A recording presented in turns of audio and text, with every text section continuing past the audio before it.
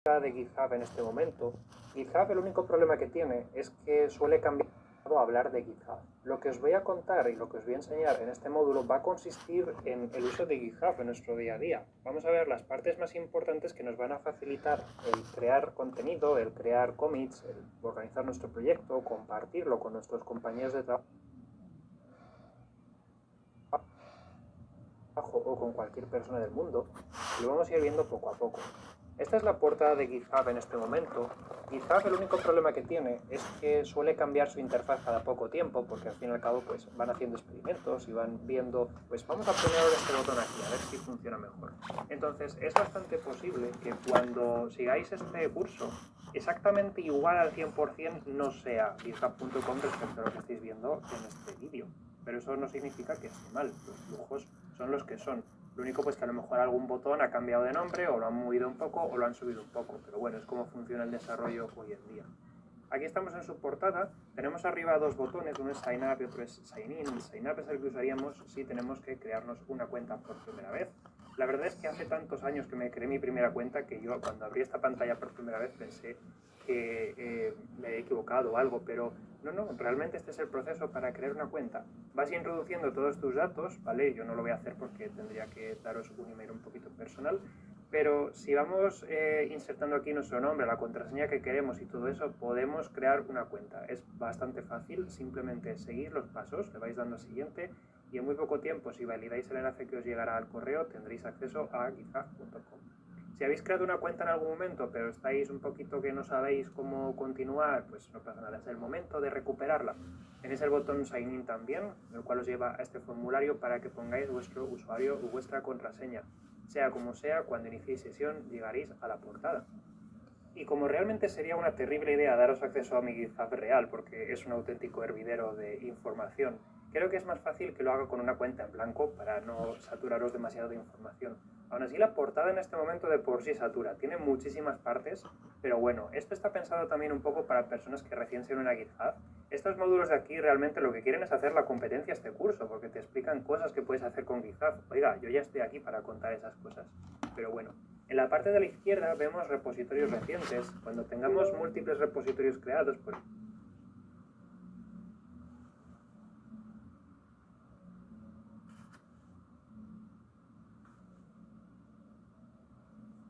tenemos información que nos tenga que llegar, como por ejemplo notificaciones o cosas por el estilo. Y luego simplemente aquí a la derecha tenemos noticias para que nos digan qué ha hecho últimamente GitHub. Sobre todo el latest changes que nos dice pues todo lo que han cambiado, porque ya digo, es que cambian cosas a diario en github.com. Pero bueno, vamos a hacer caso realmente a lo que dice aquí, porque quizás uno de los primeros elementos que tendría que contar a la hora de utilizar github.com es crear un nuevo repositorio para poder sincronizar nuestro trabajo con el mundo.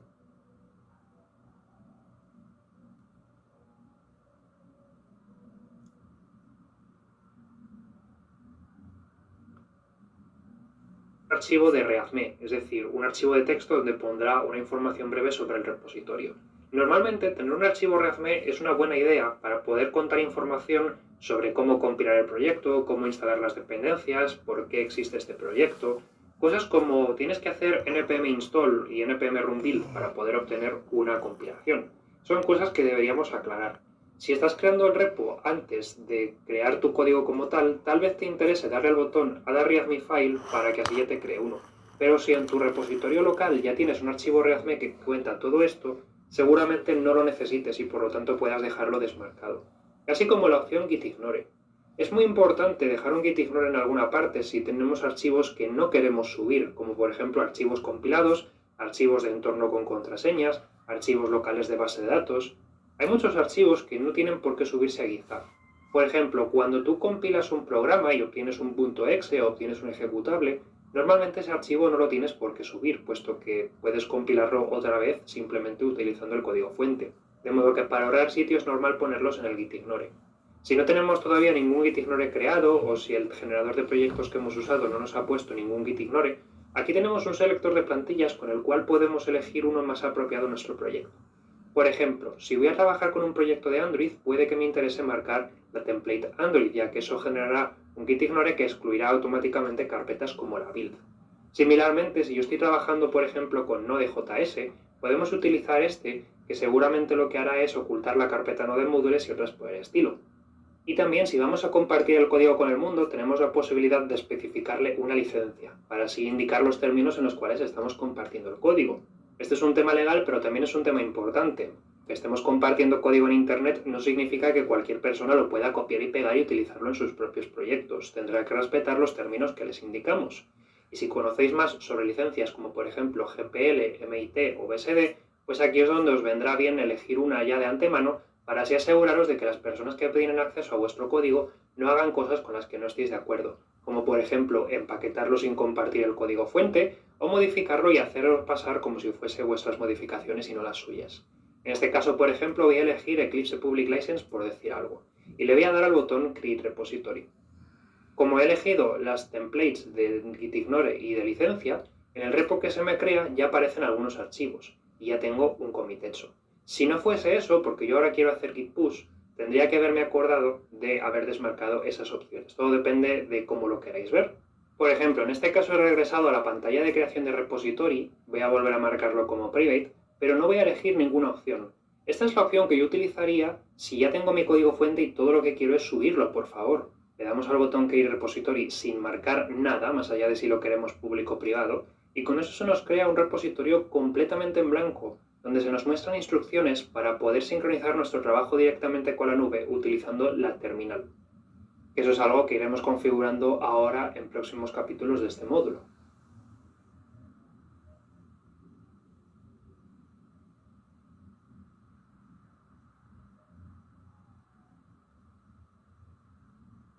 Crecido a lo largo del tiempo. Por eso también es importante estar al día. Muchos vídeos viejos y muchos cursos viejos que te explican cómo subir código a GitHub, a lo mejor te dicen que puedes iniciar sesión utilizando tu usuario y tu contraseña, pero en realidad hace años que no puedes utilizar la contraseña como tal que usas en github.com para hacer un push, debido a que hoy en día ha sido deprecado como método al no considerarlo seguro, y también porque para hacer más seguras las cuentas normalmente se ponen mecanismos de autenticación en 2 pasos que son un poquito incompatibles con lo que te puede dejar la terminal hacer. Esa es la razón por la cual una de las formas recomendadas hoy en día para iniciar sesión en GitHub a la hora de hacer un commit es simplemente utilizar claves SSH, que también es el mecanismo más universal. Si alguna vez te has conectado a un servidor es posible de hecho que ya tengas claves SSH, porque es lo más habitual para proteger un servidor cuando te conectas de forma remota desde tu consola. Por cierto, si estás utilizando GitHub Desktop, que sepas que GitHub Desktop usa un sistema de autenticación especial, normalmente basado en el usuario y contraseña, pero utilizando una medida como OAuth, para así iniciar sesión ante la plataforma, por lo que si vas a usar GitHub Desktop, que sepas que ya puedes simplemente hacer push si has puesto tu usuario y tu contraseña cuando te lo ha pedido, pero no vas a tener por qué hacer este paso. Sin embargo, Internet es muy grande y existen muchísimos sistemas operativos y muchísimos softwares que te dejan interactuar con Git. Así que vamos a ver la forma universal de trabajar con claves SSH en Git, y este es un paso que vamos a tener que realizar si queremos poder subir código a GitHub.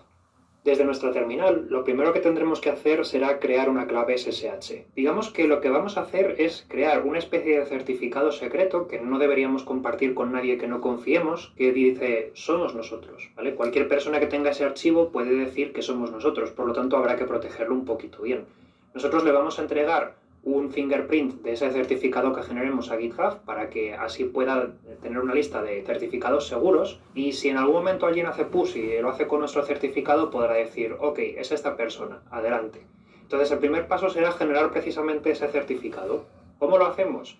Desde una terminal, estéis usando el sistema operativo que sea. En este caso, por ejemplo, lo voy a hacer desde Git para Windows porque es en el que más problemas nos podemos encontrar. Vamos a utilizar el comando sshkeygen, ¿vale? O sshkeygen.exe para generar esa clave SSH. Nos va a preguntar dónde lo queremos guardar. Si es la primera clave que generamos, es muy posible que podamos decirle enter y ya está. Esto nos va a crear un archivo llamado .ssh/idrsa en nuestro directorio personal, bien sea home como te llames, o users como te llames, o c2.users/ como te llames. También nos va a preguntar por la contraseña que le queremos dar. Es un poco recomendable dársela porque así nos aseguramos de que incluso si la clave cae en malas manos, por lo menos no van a poder empujar en nuestro nombre código a GitHub porque va a requerir una contraseña para poder desbloquear el certificado. Yo se la voy a poner aquí mismamente, ¿vale? No la veis, pero la he puesto. Lo vuelvo a poner para asegurarme de que la he tecleado bien.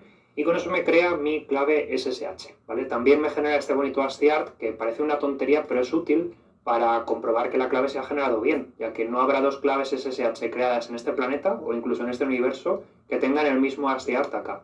Así lo podemos usar para asegurarnos de que es única y también nos vale como mecanismo para compartirla con otras personas de forma fácil.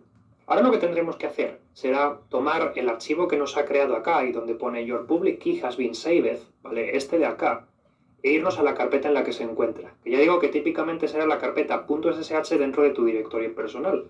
Si estás en Windows, tendrás que irte, por ejemplo, a C-Users, tu nombre de usuario, y la carpeta .ssh. También puedes probar a irte en el explorador de archivos a tu carpeta personal y abrir la carpeta .ssh. Si estás en Linux, seguramente sea home barra, como te llames, barra .ssh.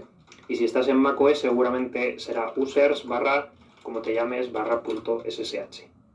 Yo, como este certificado luego lo voy a tirar a la basura, tampoco pasa nada porque os lo enseñe, pero no deberíais compartirlo con nadie si desconfiáis, ¿vale? Dentro de este directorio se van a haber creado dos archivos. Uno se llama idrsa y otro se llama idrsa.pu.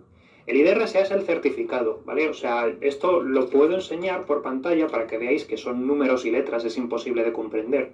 Pero es importante que este archivo no lo compartáis con nadie, porque si no, esta es esencialmente vuestra contraseña para iniciar sesión en Git. Si lo compartís, cualquier persona va a poder iniciar sesión en GitHub con vuestro nombre y empujar código. Salvo que le hayáis puesto una contraseña, pero aún así no os fiéis de esto porque se pueden hackear con suficiente tiempo. No lo compartáis con nadie. De hecho, a ver, cuando este vídeo se publique y este curso se publique, esta clave habrá desaparecido, ¿vale? No vais a poder hackearme el GitHub, ¿eh? No os preocupéis. El otro archivo es el .pub, ¿vale? Este es la parte pública. Esto digamos que forma parte de la criptografía de clave simétrica que utiliza Git para trabajar. Entonces lo que vamos a hacer es compartir este trozo, que este trozo sí que es seguro de compartir, y mandárselo a GitHub.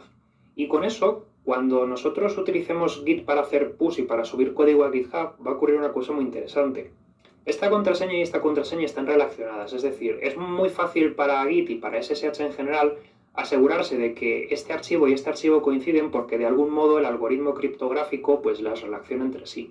Por lo tanto, si yo le enseño a GitHub que esta de aquí es la parte pública de mi certificado, cuando yo luego trate de empujar esta contraseña a Git, cuando haga mi commit y cuando suba mi código, va a decir, ah, vale, hay una relación entre este trozo y este trozo, por lo tanto eres tú. Pero si yo tuviese cualquier otra clave SSH literalmente diferente a esta, no casarían correctamente y por lo tanto va a decir, oye, estas claves no cuadran y no puedes hacer una subida.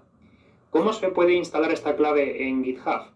Muy sencillo. Tenemos que ver el contenido del archivo idrsa.pub o del archivo que tengáis, en vuestro caso, pero repito, .pub, ¿vale? Tiene que tener esta forma, SSH-RSA, luego un montón de números raros y luego al final el nombre de vuestra máquina. No subáis lo que termina en private key, por favor, solamente copiad esto de acá. Lo vamos a copiar de la forma que sea necesaria, que yo sinceramente tampoco sé, creo que es con mayúsculas clic derecho copy. Y nos vamos a venir a GitHub, ¿vale? Vamos a abrirlo aquí en la otra pantalla. Y lo que tenemos que hacer ahora es irnos a las settings de GitHub, aquí en la sección settings, y buscar un apartado que pone SSH and GPG keys, ¿vale? Aquí es donde instalamos las claves SSH, y es un paso esencial. Le vamos a dar al botón que dice New SSH Key. Debería pronunciar SSH en inglés, ¿no? Es un poco raro que esté hablando en inglés y de repente suelte SSH. Y vamos a pegar aquí ese texto que hemos copiado previamente, ¿vale? Y repito, solamente ese texto, nada de private keys, por favor. Vamos a mantenerlo como authentication key y luego como título podemos poner mi PC, mismamente lo que queráis. Esto puede ser interesante porque si tenéis múltiples ordenadores, tal vez el ordenador del trabajo, el de casa, el portátil de la uni, el sobremesa con el que jugáis, podéis tener una clave SSH en cada uno de los ordenadores que sea diferente y así si por lo que sea te roban el portátil en la universidad, por lo menos luego puedes descartar la clave SSH de tu portátil robado sin tener que cambiar de clave SSH en el resto de máquinas. Es bastante recomendable que tengáis una separada, aunque no voy a hablar muy fuerte porque yo realmente uso la misma en todas partes, pero bueno. Una vez que le des al botón guardar, se generará la clave SSH y la tendrás aquí lista para utilizar, y a partir de ese momento estará listo para trabajar. Todo lo que tenemos que hacer por último es iniciar el agente. Esto es algo que si estás utilizando un entorno de escritorio de Linux, como por ejemplo Gnome o KDE, posiblemente ya tengas hecho por defecto. Si estás utilizando macOS, es posible que también se te active el agente, o puede que no. Y si estás usando Windows, es posible que según como hayas instalado Git no lo tengas activo. Así que voy a contarte por último cómo hacemos para iniciar un agente al principio de nuestra sesión de trabajo. Si yo hago ssh-add y lo ejecuto así tal cual, como ssh-add, en caso de que el agente no esté activo, va a mostrar un mensaje de error. Existe una razón por la cual es conveniente iniciar el agente al arrancar la sesión de trabajo, y es que el agente puede cargar en memoria los certificados que tenemos activos y así no nos pedirá la contraseña 80 veces, ¿vale? ¿Puedes hacer git push evidentemente sin añadir el agente? Claro que puedes, pero va a estar pidiéndote la contraseña de tu clave todo el tiempo. Sería más rápido si yo lanzase un agente. En este caso, de todos modos, no tengo ningún agente para ello, así que voy a escribir el siguiente comando. Voy a poner eval y luego, entre comillas, voy a poner ssh-agent, escrito de este modo tan raro, ¿vale? $paréntesis, ssh-agent, paréntesis, cierro comilla, ¿vale? Lo tenéis aquí en pantalla por si lo queréis anotar. Entonces, al hacer esto, va a aparecer el mensaje agent-pid y luego un número, y eso significa que el agente ya está levantado. Si ahora haces ssh-add, ya te dejará añadir tu certificado cuando le pongas la contraseña y dirá Identity Added. Eso significa que a partir de ahora ya tengo mi agente lanzado y sabe cuál es mi contraseña, si no me la va a pedir cada vez que haga git push. De todos modos, como digo, este paso es opcional y de hecho os voy a hacer una confesión. Yo normalmente evito trabajar con agentes SSH cuando estoy usando código con el que no he trabajado mucho. ¿Por qué? Pues mira, porque no quiero tener problemas y lo mismo me equivoco, hago git push cuando no toca y subo código por accidente. Voy a confesar que yo normalmente no tengo agentes precisamente por miedo o por si me voy a conectar accidentalmente a un servidor y borrar producción o algo. Soy bastante temeroso con estas cosas. Pero si vais a trabajar con código seguro, tal vez os compense hacer un SSH al principio de vuestra sesión de trabajo para no tener que escribir la contraseña todo el tiempo. Y como digo, según cómo esté configurado vuestro ordenador, es muy posible que en distribuciones Linux que utilicen entornos como GNOME o KDE, al encender el ordenador automáticamente desbloquees la clave, también simplemente al haber metido tu contraseña de iniciar sesión. macOS también se puede configurar para que haga esto, pero me suena que en las últimas versiones es un poquito más problemático por temas de permisos. Y luego en Windows yo os cuento esto porque seguramente la respuesta sea no.